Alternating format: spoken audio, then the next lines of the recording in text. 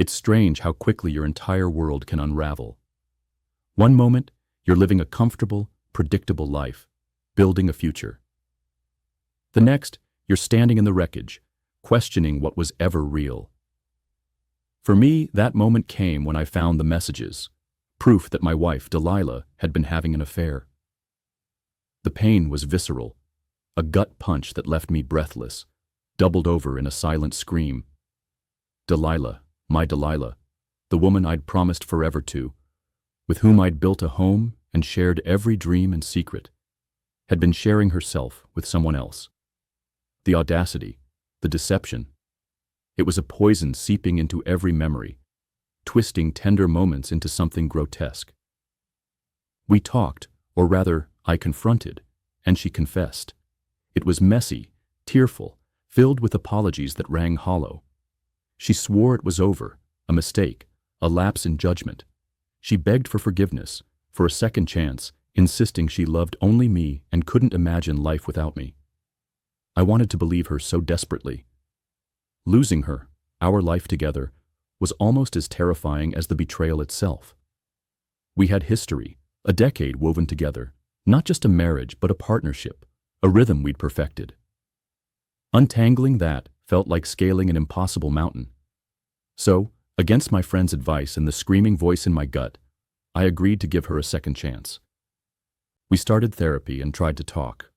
There were good days when the old Delilah shone through, sparking hope.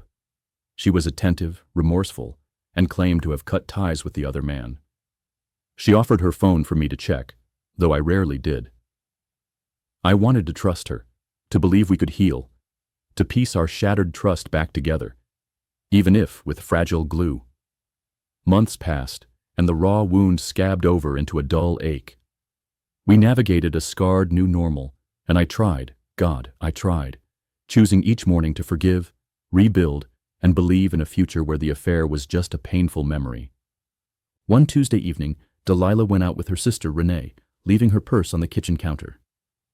While cleaning after dinner, my hand brushed something hard inside it, too firm for a wallet, too small for her makeup bag. A prickle of unease snaked down my spine. I know I shouldn't have looked.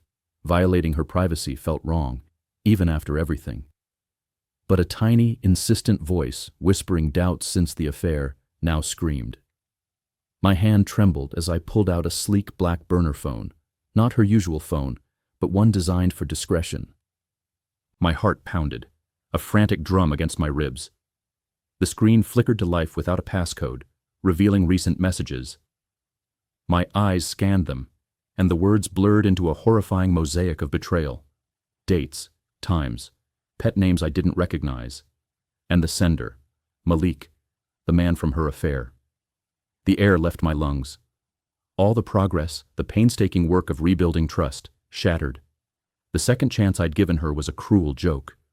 She hadn't ended it. She'd gone underground. Every soft word, every remorseful tear, every promise in therapy was a performance, a calculated manipulation. I scrolled through the messages, each one a fresh stab to the heart. They were intimate, affectionate, with plans to meet and veiled references to shared moments. This wasn't a rekindling. It was ongoing, a secret life running parallel to ours.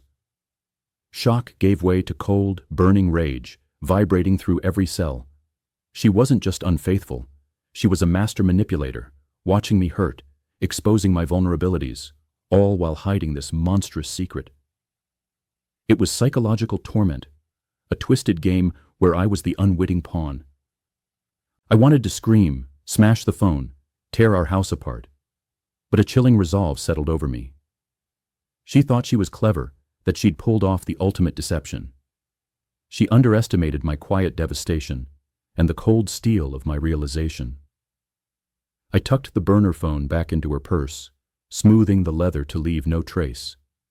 I finished cleaning, turned off the lights, and carried on as if nothing had happened. When Delilah returned, cheerful and chatty about her evening, she kissed my cheek, oblivious. I kissed her back, lips numb, mind racing. She asked about my day, and I gave vague answers, my voice steady despite the turmoil within. I watched her, truly watched her, for the first time in months. Her laughter, her easy smile, now seemed like masks. The woman I thought I knew was gone, replaced by a stranger capable of profound deceit. The pain throbbed, but it was overshadowed by clarity. The second chance was a mirage. That night, as she curled against me in bed, her breath soft and even, I lay awake. The image of the burner phone burned into my eyelids. My mind raced, not with grief, but with calculated fury. How could I confront her? What would I say? How could I make her grasp the magnitude of her actions, not just to our marriage, but to my perception of reality? The answers didn't come easily, but one thing was clear. I was done with second chances. This wasn't about healing anymore. It was about a twisted dance of deception and retribution. As dawn seeped through the curtains, casting pale shadows across our bedroom, I knew the story of our marriage wasn't over.